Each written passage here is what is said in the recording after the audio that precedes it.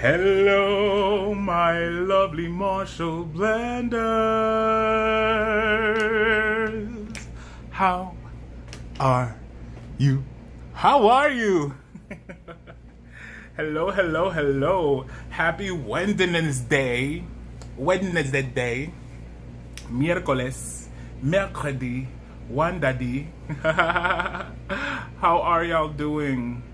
Listen, New York is really stepping up as far as the cases and the contagion. We're doing what we have to do. You know, according to the situation, we're doing our best. I hope all of you are doing your best. You're staying safe. If you've had any losses, be it family, friends, co-workers, my heart is with you and my condolences are with you. All right, so what I wanted to talk about today, let's have a little chit chat, okay? What I wanted to talk about is some of you have seen me using this. It's called the U by Conair. I bought this years ago. I want to say at least 8 years ago I bought it because I had no blow dryer and I needed something really fast. And I know for a fact the Conair blow dryers of the store-bought, the best blow dryers you get are from Conair.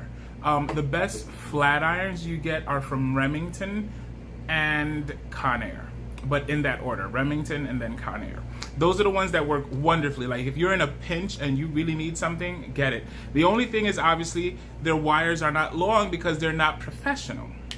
But what I loved about this is the retractable cord, where if you press this button, right? If you press the retractor, let's come back. There you go. If you press the retractor, I like to hold it up close to it to make it easier. This is what happens. And it goes up, you know? So I had fun. Now, what I love about this blow dryer is that it dries hair very fast without damaging because of the technology in it. Yes, it does actually have good technology in it. So I'm able to dry hair very fast, almost as fast as what I do with my favorite blow dryer, which is the Babyliss Pro.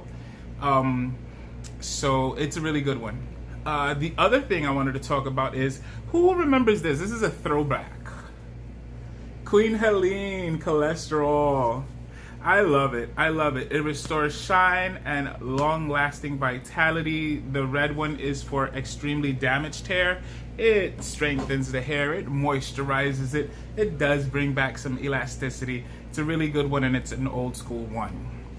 The other thing is, what did I make for dinner? What did I make for dinner?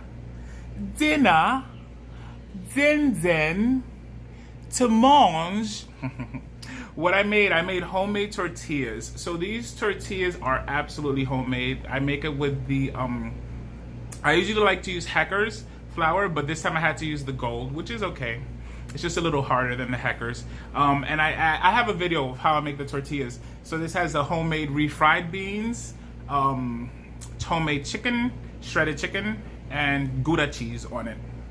So that I'm gonna eat off camera, but I wanted to share what I was doing that with you. Now, the other thing I wanted to share with you guys, so this is where we're getting into the chit chat part. So this book, Rich Dad, Poor Dad. It's a really good book. I from what I've read, I haven't finished reading it. I am on page 59. Okay, I'm on page 59, but it's a really good book. There is, and it's not a book necessarily pushing you towards materialism or not having a balanced point of view of life. To the contrary, it does help a person have a balanced point of view of money. But there was one lesson that this person actually learns from analyzing both dads. He says he has two dads because he has his biological father and then he has his best friend's father. So one of his dads is rich and one of his dads is you got to read the book, okay? But to the point, I'm going to read you this paragraph and then we'll chit chat about it. It says, because I had two influential fathers, I learned from both of them.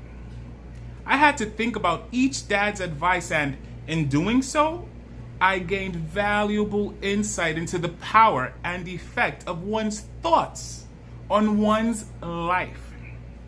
For example, one dad had a habit of saying, I can't afford it.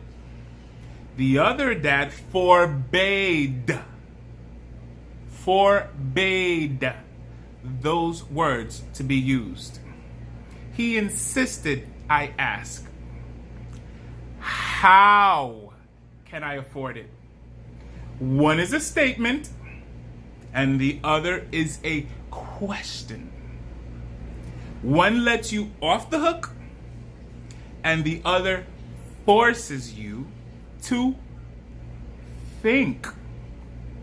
My soon-to-be rich dad would explain that by automatically saying the words, I can't afford it, your brain stops working.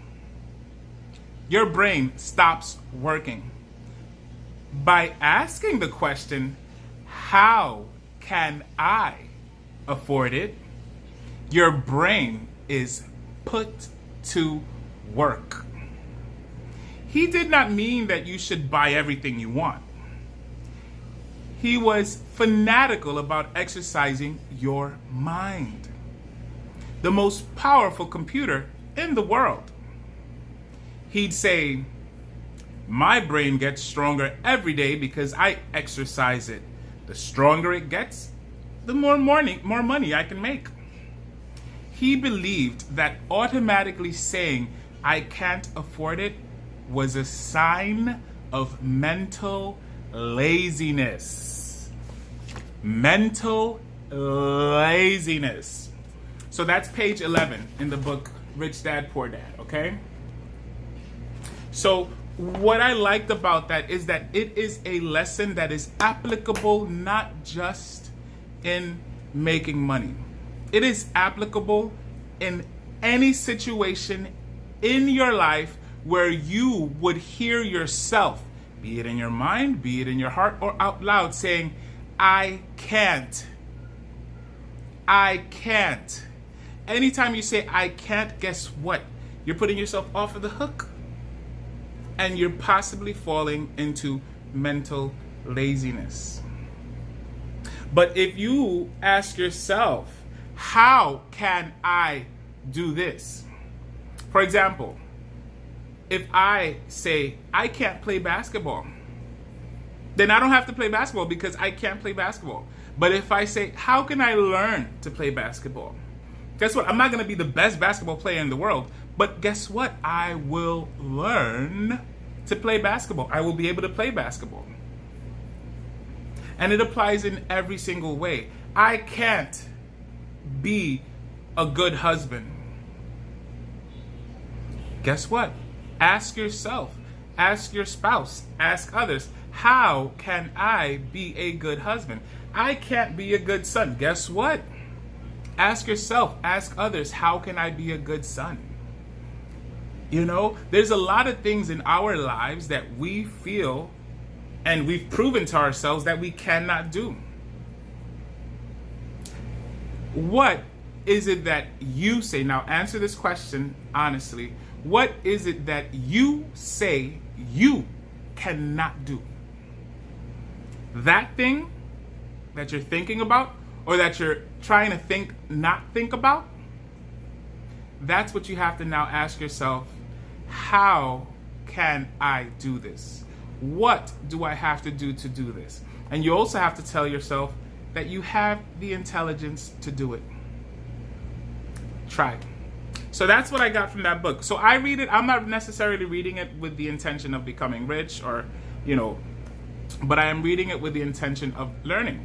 I like to read to learn how other people think, other people's experiences, because what it does is it does broaden my mentality. This man's experience will never be my experience, But guess what? I'm able to read about his experience as he interpreted it and be able to appreciate and now develop connections in my head to be able to now understand other people. So that's what I'm reading right now. Well, one of the books that I'm reading right now. Let me know, what are you guys reading? What did you make for dinner? If you have any particular recipes that you want to share. All right, so I am very happy that you were able to tune in, and I am very happy that I'm here to be able to, be here. And let's just appreciate each other, appreciate our neighbors, the people that are working with us, because we are going through an interesting time in human history. So also remember, be nice, be kind, be respectful.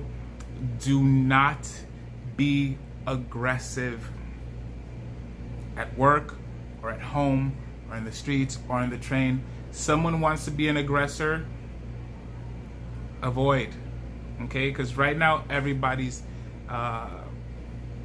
emotions are on end, okay? So I love you guys from the heart. I hope to be able to speak to you again soon. And goodbye, my lovely Marshall blenders.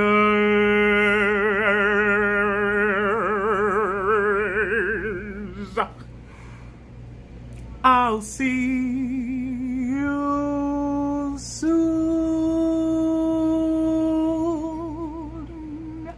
See ya.